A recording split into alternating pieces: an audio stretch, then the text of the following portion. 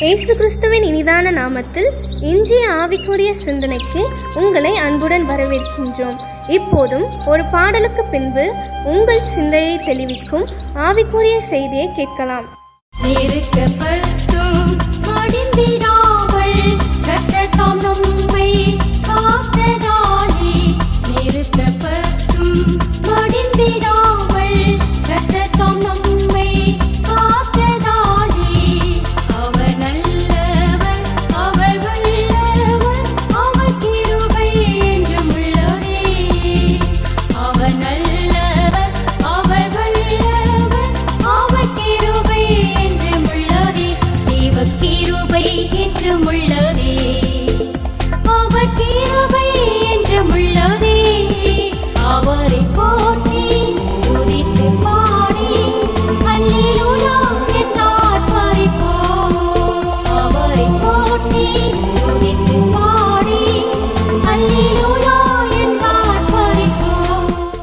ஆண்டவரும் இரட்சகருமாக இயேசுவின் இனிதான நாமத்தினால் உங்களை வாழ்த்துகிறேன். இந்த நாள் நம்முடைய ஆவிக்குரிய சிந்தனைக்காக சங்கீதங்களின் புஸ்தகம் 105:19 நான் வாசிக்கிறேன்.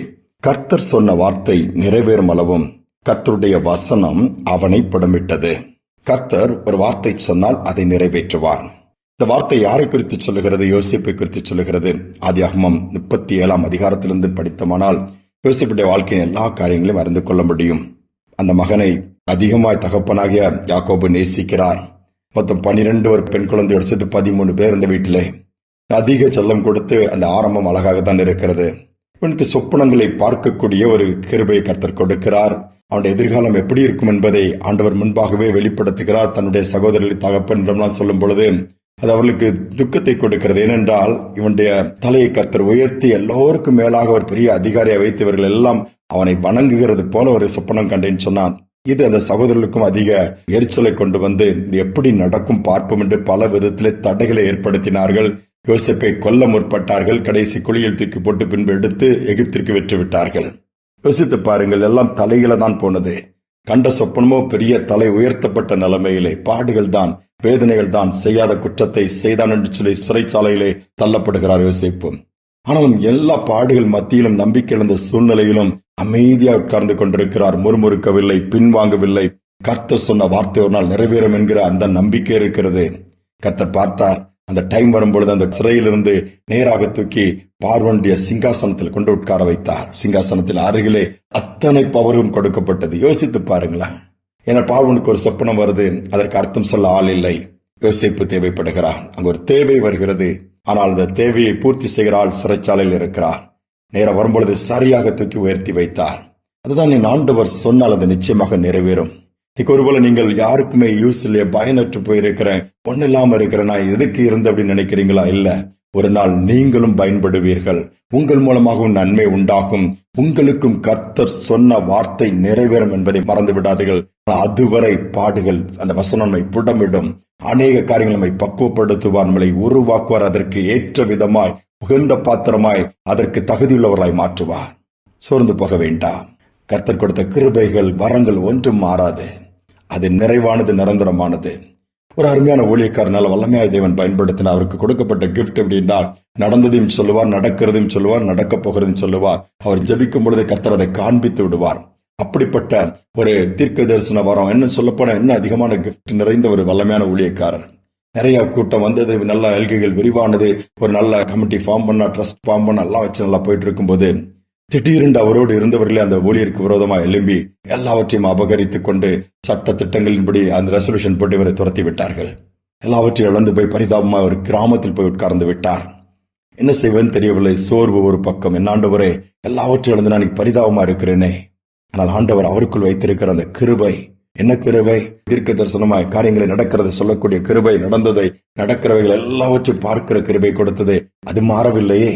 சுற்றி இருக்கிற பொருட்கள், வசதிகள், வாய்ப்புகள் தான் இவரை விட்டு போனதை வழியான அந்த கிருபையை யாரும் எடுக்க முடியவில்லை. இந்த வரங்களை யாரும் எடுத்து போட முடியவில்லை. கர்த்தர் மீண்டுமாய் அநேக ஜனங்கள் தேடி வந்தார்கள். ஏனால் அவருக்குள் ஒரு வெளிச்சம் இருந்தது. ஜனங்கள் தேடி வந்தார்கள். மீண்டுமாய் கட்டி எழுப்பினார். எல்கைகள் விரிவானது. எல்லாவற்றை காட்டிலும் இரட்டிப்பாய் பெற்றுக் கொண்டு ஆண்டவரை மகிமைப்படுத்தினாராம்.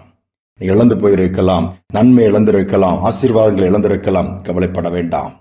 கர்த்தர் மட்டும் அவர் கொடுத்த கிருபைகள் இழந்து விடாதீர்கள். அதை உறுதியாய் பிடித்துக் கொள்ளுங்கள். பொறுமையாக நியமித்திருக்கிற பாதையில் ஓடுங்கள். யார் இருக்கிறார்களோ இல்லையோ, இயேசு கூட இருக்கிறாரான்னு சொல்லி பாருங்கள். அதை காட்டிலும் வேற என்ன வேண்டும்? எல்லாவற்றையும் உருவாக்கினவர், எல்லாவற்றையும் செய்ய வல்லவர். கர்த்தர் சொன்ன வார்த்தை நிறைவேறும். ஜெபிப்போம். அன்பின் தகப்பனே, புதிய நாளை கொடுத்திருக்கிறீங்க. சூழ்நிலைகள் மாறலாம், இழப்புகள் வரலாம், பொருட்களை நாங்கள் ஆசீர்வாதங்களை, வேலைகளை கூட இழக்கலாம். ஆனால் நீர் எல்லாவற்றிலும் போதுமானவர். எங்களுக்கு கொடுத்த கிருபை, எங்களுக்குள் வைத்திருக்கிற வெளிச்சம் பெருசுப்பா. அது எந்த விதத்திலும் மங்கிவிடாதபடி, அது எந்த விதத்திலும் வீணாய் போய்விடாதபடி அதை காத்து அதன் மூலமா இன்னும் நன்மைகளை உண்டாக்க உம்மால் முடியும். நீர் அதை செய்வதற்காக ஸ்தோத்திரம். இதை கேட்டுக்கொண்டிருக்கிற ஒவ்வொருவருக்கும் அப்படிப்பட்ட ஒரு தைரியத்தை கொடுங்கப்பா. கர்த்தர் எனக்குள் கொடுத்த வார்த்தை, என்னை குறித்த ஒரு தரிசனம், என்னை குறித்த திட்டம் நிச்சயமா நிறைவேறும். அதை யாரும் தடுக்க முடியாது. குறித்த காலத்தில் என் தேவன் அதை செய்வார், நான் நம்புகிறேன் என்று சொல்லத்தக்க விதத்தில் அறிக்கை பண்ணி ஜெபிக்க கிருபை தாருங்க.